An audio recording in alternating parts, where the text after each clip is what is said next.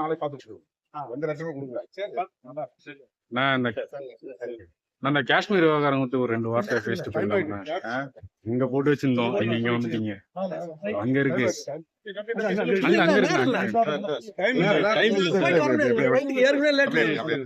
தம்பி election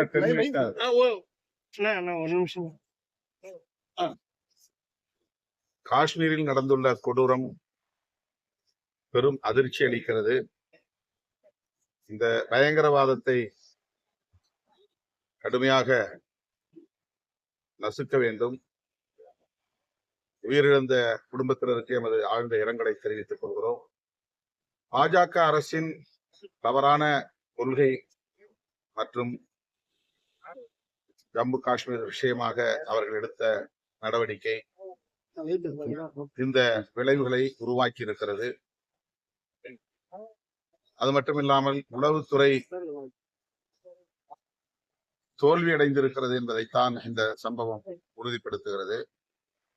article 370, இந்த 370வது உறுப்பை அகற்றிவிட்டால் அங்கே பயங்கரவாதம் இருக்காது என்று தொடர்ந்து பாஜக சொல்லி வந்தது. அதை நீக்கிவிட்டார்கள். பயங்கரவாதத்தை ஒழித்துவிட்டோம், சுற்றுலா பயணிகள் அங்கே சுதந்திரமாக போகலாம் என்று சொன்னதன் அடிப்படையில் அதை நம்பி போன சுற்றுலா பயணிகள் இன்றைக்கு படுகொலையாகி இருக்கிறார்கள். எனவே இதற்கு அமித்ஷா பொறுப்பேற்று உடனடியாக பதவி விலக வேண்டும் என்று விடுதலை சிறுத்தைகள் கட்சி வலியுறுத்துகிறது.